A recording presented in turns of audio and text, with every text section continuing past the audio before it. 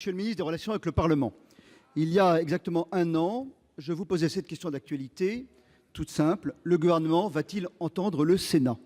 Et depuis, malheureusement, cela n'a pas été le cas. Lors du PLF de 2018, vous le savez, le Sénat avait proposé la suppression de la hausse de la fiscalité de l'énergie jusqu'en 2022. Et le 26 décembre dernier, le Sénat a adopté l'amendement que j'avais proposé, gelant cette trajectoire de fiscalité énergie. Ignorant les avertissements du Sénat, vous vous êtes opposé à ces amendements. L'an dernier, nous avions signalé les difficultés rencontrées par les retraités, je pense aux plus modestes, à la suite de la hausse de la CSG que nous avions contestée. Cette année, nous avons, dans le PLFSS, refusé la désindexation des pensions de retraite, ce que vous avez refusé également. L'an dernier, comme cette année, dans le cadre de l'examen du budget, nous avons pris des mesures de lutte contre la fraude à la TVA, nous avons également pris des mesures de lutte contre la fraude aux dividendes, et le gouvernement n'y a pas donné son accord.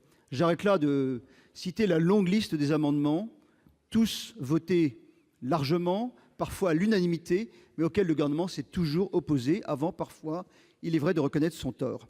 Alors, je le dis, pourtant, la majorité sénatoriale a toujours, Monsieur le ministre, fait preuve de responsabilité, puisque tous les amendements, notamment les amendements de pouvoir d'achat, ont toujours été gagés par des propositions des économies. Mais depuis quelques jours, les choses ont changé. Depuis quelques jours, les événements vous ont ramené à la réalité. La semaine dernière, le gouvernement a indiqué en effet, par la voix du Premier ministre, qu'il prendrait l'amendement du gouvernement sur la fiscalité de l'énergie, et le président de la République a annoncé qu'il reviendrait sur la question de la CSG des retraités. Le sentiment qui est partagé aujourd'hui par beaucoup, c'est sans doute que si on avait un peu écouté le Sénat, nous n'en serions pas là. Notre seul tort, finalement, n'est-il pas d'avoir eu raison trop tôt? Alors, monsieur le ministre, ma question est extrêmement simple. Allez-vous enfin écouter le Sénat? Monsieur le ministre.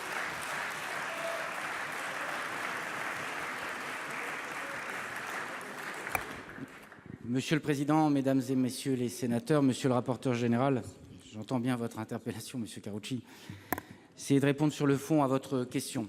Le président de la République a fait un certain nombre d'annonces lundi sur la CSG, sur le versement à partir de 2019 des heures supplémentaires sans impôt ni charge, sur le revenu des salariés du SMIC, sur la possibilité pour les entreprises, je vais y répondre, sur la possibilité pour les entreprises de verser à leurs salariés une prime exceptionnelle de fin d'année sans impôt ni taxe, sur le renforcement de la justice fiscale. Ces mesures s'ajoutent, vous l'avez rappelé, monsieur le rapporteur général, à l'annulation de la hausse des taxes sur les carburants que le Premier ministre a annoncé la semaine dernière.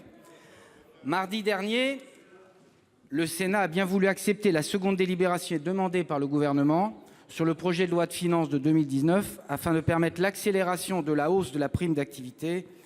Je voudrais en remercier le président de la Haute Assemblée, le rapporteur général, le président Eblé et l'ensemble des sénateurs et des sénatrices qui ont fait œuvre, vous le rappelez, de responsabilité en l'occurrence. Restent les autres mesures. Plusieurs options étaient à l'étude s'agissant des modalités de mise en œuvre. J'ai adressé ce matin même à monsieur le président du Sénat une lettre au nom du Premier ministre modifiant l'ordre du jour de la semaine du 17 décembre afin de tenir compte du report de la loi de programmation et de réforme de la justice. Afin de tirer les conséquences de ces mesures annoncées par le chef de l'État, je serai amené d'ici lundi à adresser au président Larcher une nouvelle lettre d'ordre du jour qui doit permettre aux assemblées de se saisir très rapidement dans le calendrier contraint qui est le nôtre et avec l'exigence des promesses qui ont été faites devant les Français, de tenir compte des exigences constitutionnelles et de répondre aux exigences de bon travail de la représentation nationale. Comme vient l'indiquer le Premier ministre, un projet de loi sera examiné en Conseil des ministres dès mercredi prochain et sera soumis à l'approbation des deux assemblées avec pour objectif qu'il puisse être adopté avant la suspension des travaux du mois de décembre, c'est-à-dire avant la fin de la semaine prochaine. Et je suis sûr, monsieur le rapporteur général, que nous saurons à la fois tirer exigence de ce que dit le Sénat et de ce que dira l'Assemblée nationale pour tirer le meilleur parti pour les Français de la situation dans laquelle nous sommes. Et je sais votre esprit de responsabilité pour le faire. Merci.